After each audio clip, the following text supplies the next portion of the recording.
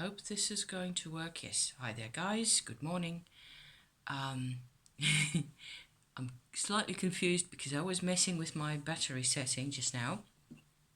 Time for coffee. It is Saturday morning. Just going to pull you towards me slightly because the sun's over there, and you know what you get when I'm in the sun, actually. Then you get this. So I don't like that. Really nice. I want to do a little series of Shakti energy work updates, as you will have been, as you will have seen from the title.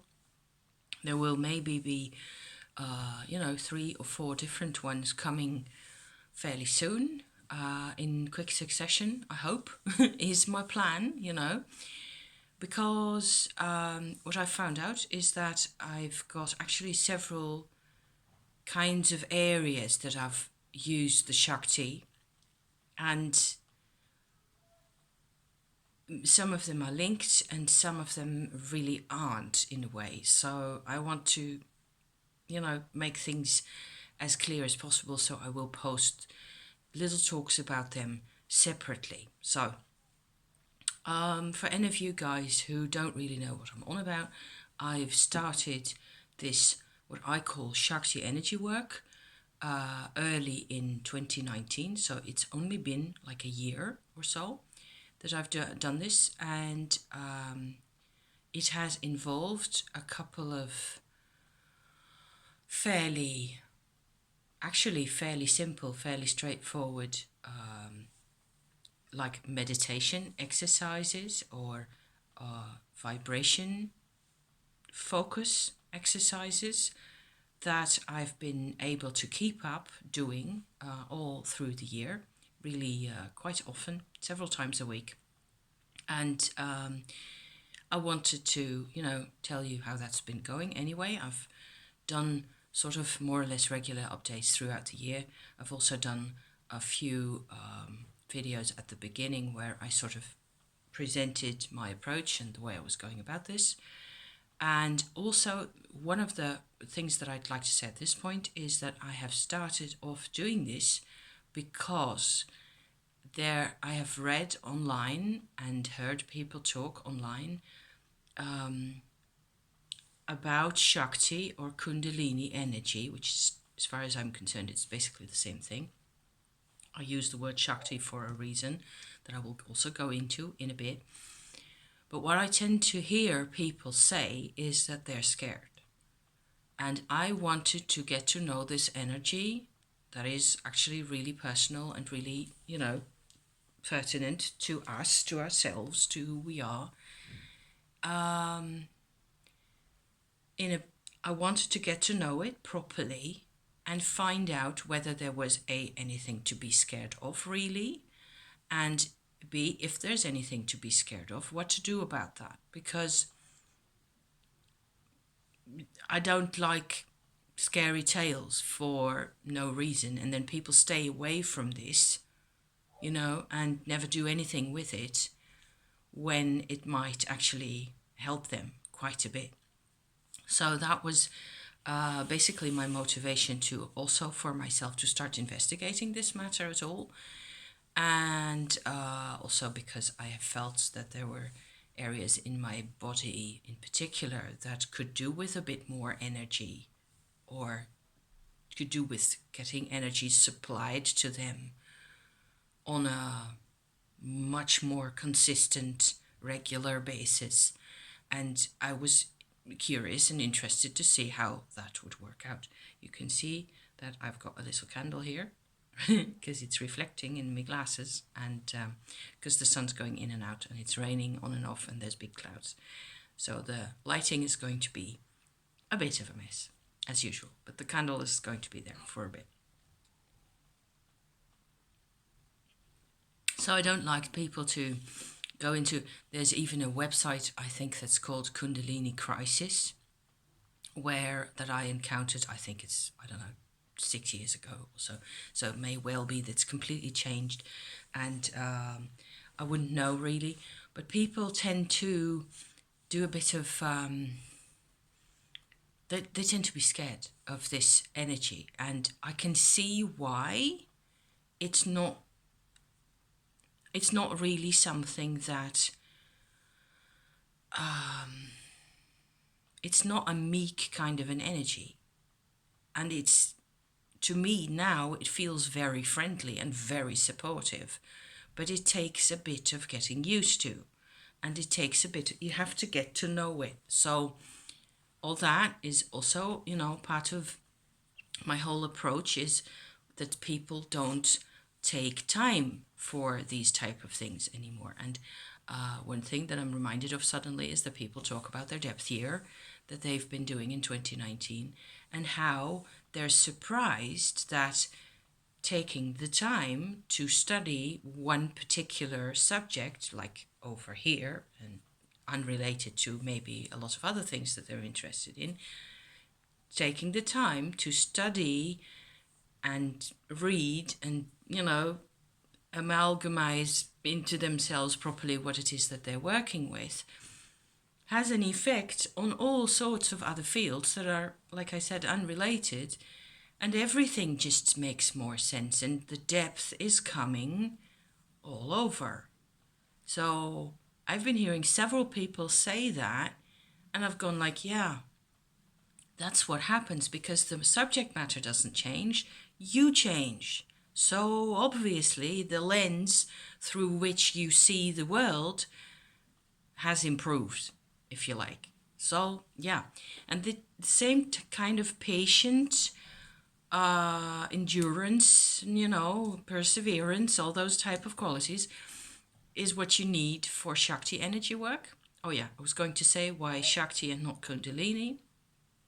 People use this Kundalini, the word Kundalini, in all sorts of ways, many of which are, I feel, culturally kind of weighted down. How do I put this clearly?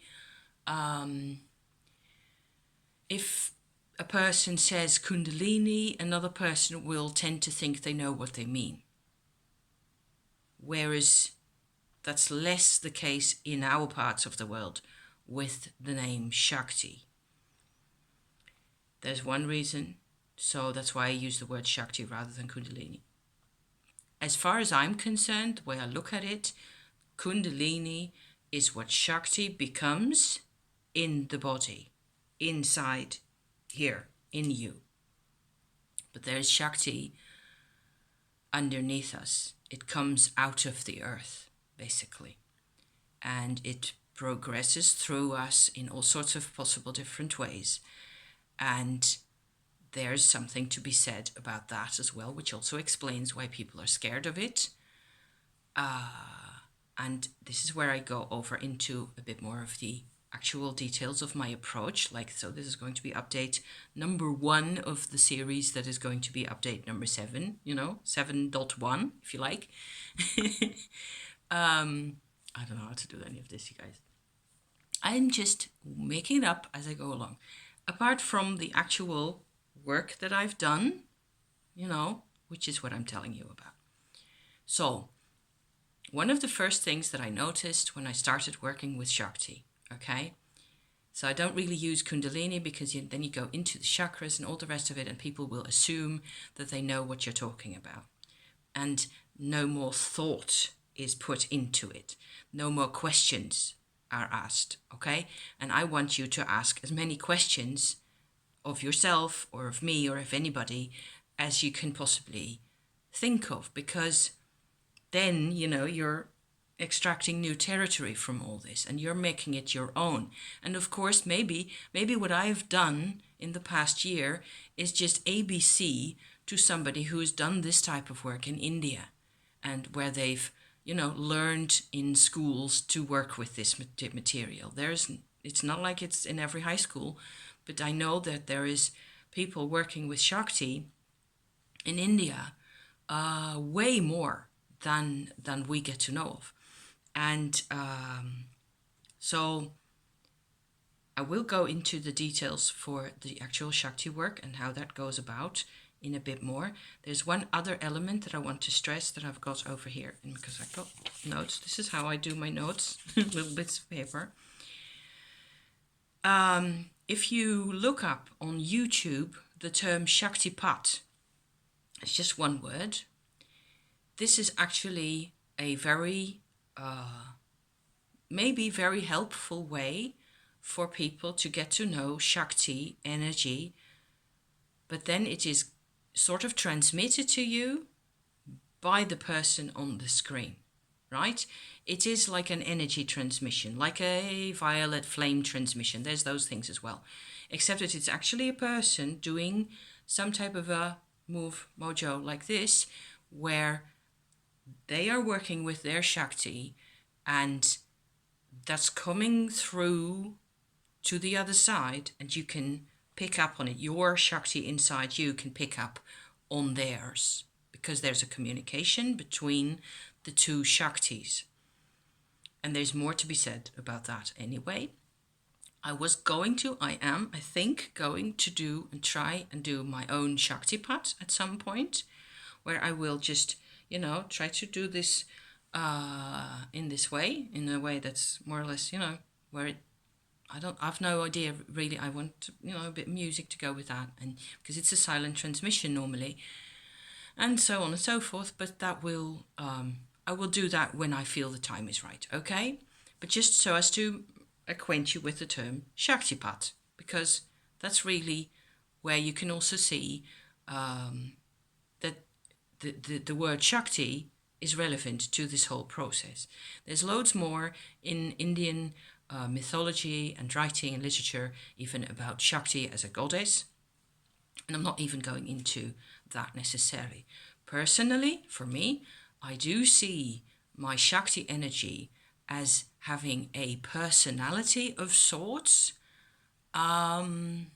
However, considering, there's all sorts of thoughts that you might have about that, considering how easy it is for one's person's Shakti to communicate with another person's Shakti, that's really easy. There's such an ease of sort of weaving together of vibrations that's marvelous and amazing, and it's really cool to be a part of. I have given Shaktipat to my husband at least one time, really properly, and because he wanted it and he accepted it, he was ready for it. And then I do think, yes, that it isn't really the same thing. That it's not like there's a type of magnetism. Like, for example, where is it? Over here, I've got this piece of hematite iron here, natural iron like that, with quartz crystals on the top.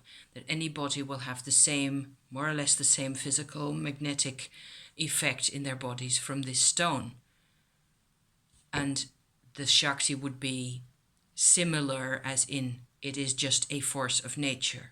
I do think it helps to focus on your Shakti as if it were a person of a sort, and to have a relationship with it, because you want to interact with it. You want to know what it is that you're doing, right? Okay. So having said all that, into the technical side of things, what I've done basically, and I've described this already. There's a playlist on my channel in case you're interested, where I go into this process of this focusing and this relaxing and focusing at the same time kind of a thing in more detail, and I will come back to that in the coming series on and off for you guys to to keep track of what it is that I'm going on about. There's, in the actual physical details of the Shakti as it is, Shakti is a natural part of the energy flow in our bodies. Always. It has been, and it always will be, as long as our bodies are alive. Okay? So that's part one. It's dusty in here. That you just have to state from the beginning. However, there's parts of our bodies where there isn't necessarily the level of Shakti traffic through organs or parts of the nervous system or any part of your body that you can think of, really, because of trauma, for example, physical pain, tension and stress, any kind of thing. And there, because what Shakti will do, and that's one other really basic technical sort of a type of an approach that you just have to sort of keep in mind when you're working with this, is that the natural tendency for Shakti energy is to go where it sees it is needed as quickly as possible. So what it does, it comes up through the root chakra and goes into our bodies, and then it tends to diverge. It goes up in like a V-type shape, just like a light beam that goes outward like so, diverging. Shakti does the same, really. So it tends to always just bypass anything that's kind of problematic or difficult or where the access isn't immediately granted, and just move on to the next station where it is welcome. And that is why we are all still alive. Because all the systems that are turning in our bodies and our heart and our breathing and our metabolism and all the rest of it basically is fueled the whole time by the Shakti energy that is present. So it has to do all that. And we live in a society, in a culture, I think all of us on the planet, no matter where you're from, we live in a society, in a culture as humans, where we are always assuming there is only this much energy. It is a culture, a philosophy, if you like, or a mentality of lack that we grew up with. There is never enough energy, never enough juice in us. And as you work with Shakti energy and you bring it towards you and you sort of open yourself to it, you can learn to find really and to get to know, which is why you need this process and this time to, get to know this whole story, that there is really almost, I would say, a limitless supply of energy. There is really a limitless supply of energy available to you, to me, to all of us. And the only thing preventing that limitless energy to be, used and processed and made relevant in our world, basically, is that we are thinking in terms of lack. We are thinking, oh, I've only got like this teeny tiny little box of energy. I will need like 3/4 of it for this, that, and the other to keep breathing, basically. So, I have to be really skint. I have to be stingy with all this stuff. And this mentality, this thought, basis of our thought has to change. And that's why you also have to sort of open your heart, open your mind, open your gut, basically, to all this wealth of energy. One helping at a time. Okay? So that's how I look at it nowadays, from at the end of almost a complete year of doing this work. I say, it's not surprising that because the moment you start to come into contact with Shakti as it is, as she or he or it really is, it's overwhelming. So you tend to repress it even or block it out, because what Shakti comes with, she's a queen in a way, and she's got all her jewels on. So that's how she's portrayed also in India often, with, that's the way things are presented in India, with immense loads of decoration. And to me, it makes a lot of sense that she has, crowns and necklaces and earrings and all the rest of it. And she's basically endless vitality and endless brimming joy in her also. So what we want is to reacquaint ourselves in our bodies with this energy and put it to work, because that's basically, I think that's my approach anyway. It's to ask the Shakti kindly but firmly to please, come along with us to places where we feel like in our underbellies or in our backbones or anywhere where we feel, things might be better than they are. And just sit there and patiently look at what happens when those two energies meet.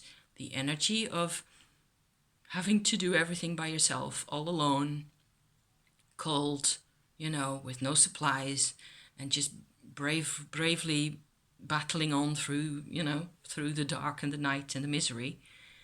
And then there's this flow of lava, if you like, which is one way that it has been put. And sort of reacquaint them patiently and see what happens. So this was basically my sort of a new introduction to my Shakti energy work, where I hope I've gone into a couple of points that may be of some use. And then I will finish my coffee now, and probably my tea that is over there as well, and then move on to phase 2. Okay? Thank you for watching, and see you in the next one. Okay? Bye-bye.